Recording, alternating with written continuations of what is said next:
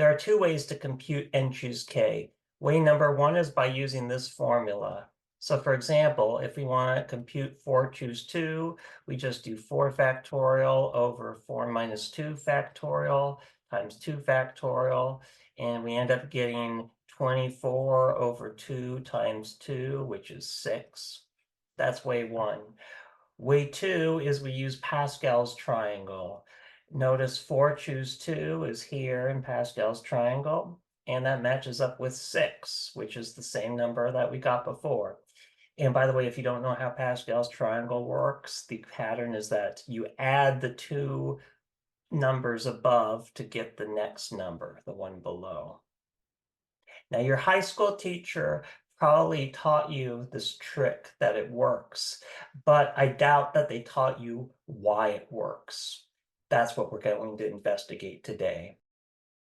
This is the theorem we want to prove, that for any non-negative integer n and any k between 1 and n, this formula is true.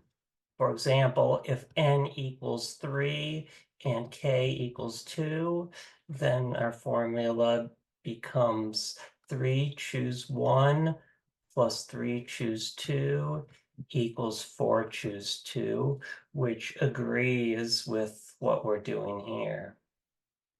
By the way, it's important that k is between 1 and n in order to avoid k minus 1 being negative. So let's prove it, and I'm going to explain my thought process along the way. This proof is a little tricky because there's two variables, n and k. However, we see that k depends on n, so I think n is kind of like our main one. So let's proceed by induction on n.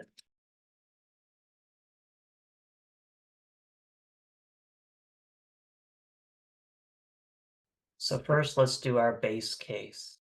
And by the way, n can be any integer greater than or equal to 0. So our base case is we want to show that p of 0 is true. However, we know that p of 0 is vacuously true. Why is that? Because the set of integers from 1 to 0, and here in this notation, it implies that k is greater than or equal to 1, but less than or equal to 0. Well, that's impossible. So this, in this case, this becomes the empty set.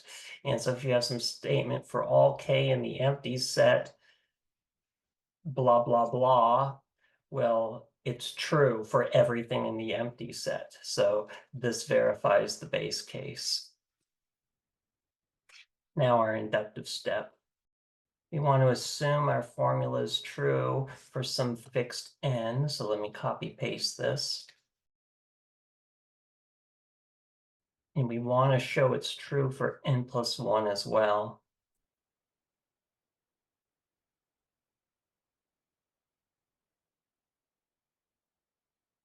My thought is to try to simplify this and make it look like this. We can use the formula from earlier.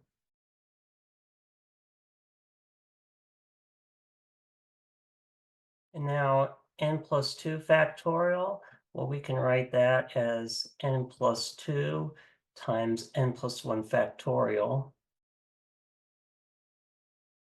And for this part, we can rewrite it as n plus 2 minus k times n plus 1 minus k factorial times k factorial.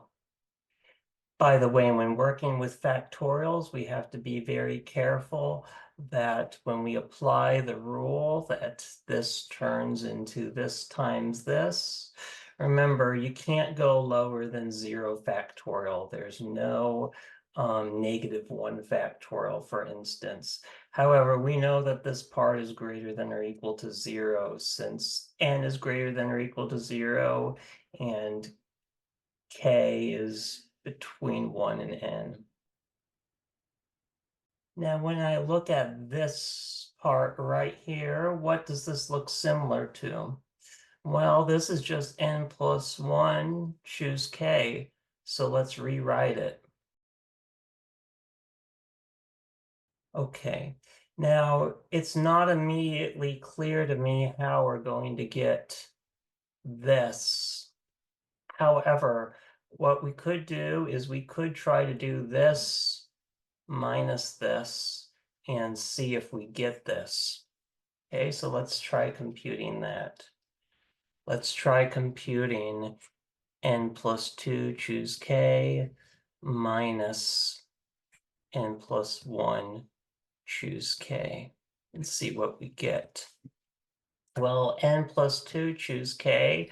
We know that this is the same as this expression, so we can copy paste it. And now we just need to subtract n plus 1, choose k. But actually, let me move this down a little bit just so we don't get confused thinking that it's part of the previous logic. Okay, so can we simplify this? Well, we can factor out n plus 1, choose k. So we can rewrite this as n plus 2 over n plus 2 minus k, all minus 1, and then we'll multiply that by n plus 1, choose k. And now let's see if we can combine this into one fraction. Well, we can rewrite that 1. What can we rewrite it as? We can rewrite it as